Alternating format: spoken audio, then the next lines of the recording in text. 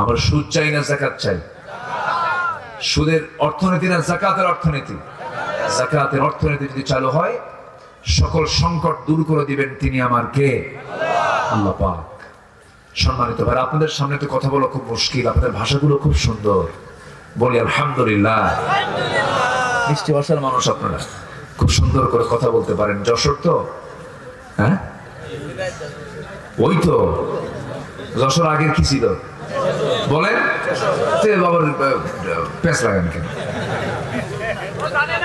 এই তো মাগুরের হালে আসলো, নড়াইয়ের হালে আসলো, তারপরে ঝিনাইদের হালে আসলো, ওই মহেশপুরের কোনা থেকে একদম কালনা ফেরিঘাটের লোহাগড়া, এইদিকে কি এই একদম মানে পাংশার সঙ্গে লাগানো অঞ্চল থেকে শুরু করে মাগুরার একদম ওই মাথা পর্যন্ত যশোরের সেই কেশবপুর পর্যন্ত সব যশোর।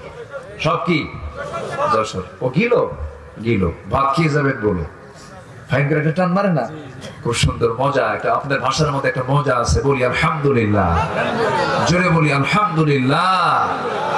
সবচেয়ে শুদ্ধ ভাষী হচ্ছেন আপনারা, নদীর সঙ্গে বাড়ি তো, আপনাদের ভাষাগুলো সুন্দর। যশোরের খই সুন্দর না, যশোরের ভাষা সুন্দর। বলে না নাটোরের কাঁচাগোল্লা, যশোরের খই, বগুড়ার দই, বলে না এরকম বলে না? কিন্তু যশোরের ভাষা সুন্দর, বলি আলহামদুলিল্লাহ। ভাষাটা আপনাদের অনেক সুন্দর। আল্লাহ আপনাদের ভাষাও সুন্দর করে দেন, ইমানটাও সুন্দর করে দেন, জোরে বলি আল্লাহুম্মা আমিন। আমার নবীজি যে রাষ্ট্র গড়েছিলেন সে রাষ্ট্রটা কেমন ছিল আমরা একটু শুনি। আমার নবীর রাষ্ট্র কেমন ছিল শুনবো না আমরা ইনশাআল্লাহ? আমরা সেইভাবে আমরা শিক্ষা নেব, কারণ আজকের সমাজে সবচেয়ে বড় ক্রাইসিস এখন সুন্দর কল্যাণ রাষ্ট্র আমার দেশে হওয়া দরকার। বারবার মানুষ মরবে আর স্বৈরাচার পতন হবে, এই দৃশ্য আমরা দেখতে চাই না। একটা সুন্দর রাষ্ট্র গঠন হবে আর স্বৈরাচারের জন্য বাংলার জমি আমরা হতে দেব না। আসুন, আমার নবীজি কেমন রাষ্ট্র গড়েছিলেন, কি থেকে কি বানালেন মানুষগুলোকে। চোর সম্পদের পাহারাদার হয়ে গেল, নারী দেখলেই জিহ্বায় পানি চলে আসতো, আর তারা হয়ে গেল নারী শরীরের পাহারাদার। কি মানুষ তারা হলেন, কি চরিত্র তারা আনলেন, অন্য কিছু দিয়ে নয়, একমাত্র বলুন তো সবাই কি দিয়া? আসতে বলবেন না, কি দিয়া? কোরআন দিয়ে। এটা দিই জিরো কি হিরো বানিয়েছেন মুহাম্মদ সাল্লাল্লাহু। ওমর কি ভালো ছিলেন? আসতে কয়, ওমর কি ভালো ছিলেন নাকি? রাসূলকে মারার জন্য আমর ইবনে হিশাম, ওটাও আমর, ওটাও কি আমর, ওমর আর আমর, আর ওরফে হচ্ছে আবু জেহেল, ওরফে কি আবু জেহেল। আমর ইবনে হিশাম সে মক্কার কুরাইশদের মাঝে ঘোষণা করলো, কে আছো মুহাম্মদ বিন আব্দুল্লাহর কল্লা নিয়ে আসবা। কেউ সাহস পেল না, দাঁড়ায় গেছে কে? আরেক ওমর। এক আমরের আহ্বান, আরেক ওমর সামনে দাঁড়ায় বলতেছে আমি আছি। কে তুমি? খাত্তাবের ছেলে ওমর, যা বলে তা করে ছাড়ে, যাও। নাঙ্গা তরবারি নিয়ে বের হয়েছেন, রাসূলকে মারবেন, পারলেন না। পরাজিত হয়ে রাসূলের পায়ের কাছে তরবারি রেখে ইসলাম গ্রহণ করতে বাধ্য হয়েছেন। কিসের কারণে? এটা কি করেছেন উনি? শুনেছেন, বলেন বলেন বলেন বলেন, কি করেছেন? শুনেছেন, একজনের কণ্ঠে উনি শুনেছেন। তাও কি জানেন? তা হচ্ছে নিজের ভগ্নিপতি। হ্যাঁ, সোজা নাঙ্গা তরবারি নিয়ে যাচ্ছেন, রাসূলকে মেরে ফেলবেন। এক সাহাবী বলছেন, ওমর কই যাও? তো মুহাম্মদ নাকি খুব বাড়াবাড়ি করতেছে, ওর একটু শেষ করতে যাচ্ছে। তুমি কি জানো তোমার বোন ভগ্নিপতি দুইটা ইসলাম কবুল করছে? রাগ গেছে আরো বেড়ে, কিন্তু লাইন গেছে ভিন্ন। লাইন কি হয়েছে? আগে থাম, বোনরা আগে সাইজ করি। এইদিকে রাসূলের কাছে কি সংবাদ দিচ্ছেন? সুবহানাল্লাহ বলবেন না?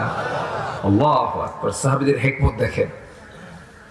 ওমর ফারুককে পাঠিয়ে দিয়েছেন তার বোনের বাড়ি, খালি বলছেন তুমি কি জানো তুমি যারে মারতে যাও তোমার বোনই কি ইসলাম কবুল করছে। চলে গেছে। আমার নবীর কাছে সংবাদ চলে গেল।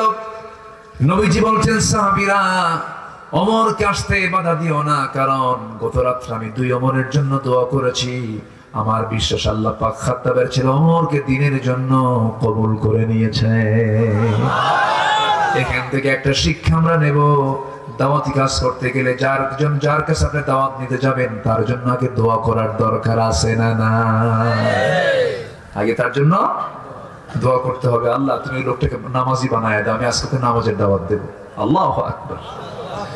আমার বন্ধুগণ বোনের বাড়িতে চলে গেলেন, বোনকে মারতে মারতে রক্তাক্ত করে ফেললেন। বোন বলছে, ভাই রে, তোমার দেহে যে বাবার রক্ত, আমার দেহে সে বাবার রক্ত, একই বংশ, একই মার পেট থেকে জন্ম নিয়েছে। আজকে তুমি আমার ভাই হয়ে মারতে মারতে যদি মেরেও ফেলে দাও, আমি আল্লাহর কালাম যে বুঝেছি, দিন যে গ্রহণ করেছি, সব ছাড়বো, কিন্তু আল্লাহর কালাম ছাড়বো না।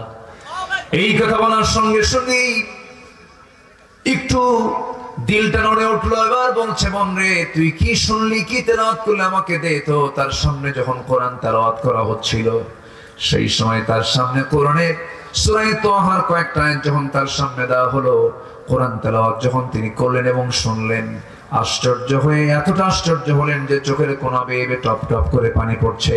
আর মনে মনে চিন্তা করছেন, এত সুন্দর কথা পৃথিবীর কোনো মানুষের হতে পারে না। মা আনজালনা আলাইকাল কুরআন লিতাশকা।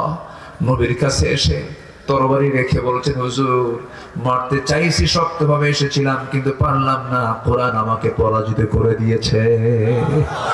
আমি আমার সিদ্ধান্ত চেঞ্জ করে ফেললাম, আপনি আমাকে পড়ায় দেন। সবাই বলুন, আশহাদু আল্লা ইলাহা ইল্লাল্লাহু ওয়াহদাহু লা শারীকা লাহু ওয়া আশহাদু আন্না মুহাম্মাদান আবদুহু ওয়া রাসূলুহু।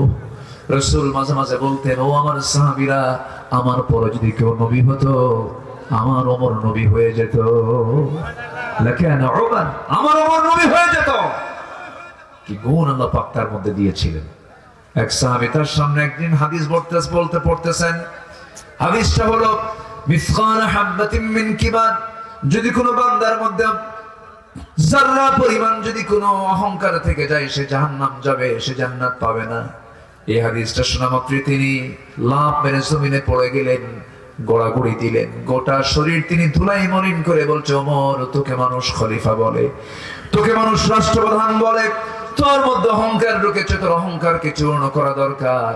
গোটা শরীরটা ধুলাই মলিন করলেন, কাঁদতে কাঁদতে বেকারার হয়ে দুটো হাত উঁচু করে আসমান মুখী ধরে বলছে, আল্লাহ, আমার মনে হয় গোটা দুনিয়ার সমস্ত মানুষকে তুমি যদি জান্নাতের ঘোষণা দিয়ে দিয়া একটা মানুষকে জাহান্নামের ঘোষণা দাও, আমার বিশ্বাস ওই একটা মানুষ যে জাহান্নামে যাবে সেই লোক তো মোর ছাড়া কেউ হতে পারে না। কি ভয় তারা করেছেন আল্লাহ। আমার বন্ধুগণ, আমার নবীজি একজন সাহাবীর কাছে, হুযায়ফা নামে একজন সাহাবীর কাছে মুনাফিকদের তালিকা রেখেছিলেন। মদিনার যারা মুনাফিক তাদের তালিকা রেখেছিলেন। মাঝে মাঝে ওমর ফারুক তাকে কানে কানে বলতেন, ভাই হুযায়ফা, দেখো তো ওই মুনাফিকের তালিকা আমার নাম, আমি ওমর, আমার নামটা আছে নাকি, দেখো তো আমার নামটা আছে নাকি। হুযায়ফা বলতেন, আপনি কি পাগল হয়ে গেছেন নাকি, রাসূল তো বলেই দিয়েছেন আপনি জান্নাতি। ওমর ফারুক বলতেন, না রে ভাই, আমার মনে হয় আমি মুনাফিকের কাতারে গেলাম কিনা। আমার ভাইয়েরা, কি পরকালকে তারা ভয় করেছেন, কি চিন্তা করেছেন, কোন ওমর কি ওমর হয়ে গেলেন, কিছু দিয়া নয়, একমাত্র কি দিয়া। আসতে বলবেন না, কি দিয়া রে ভাই।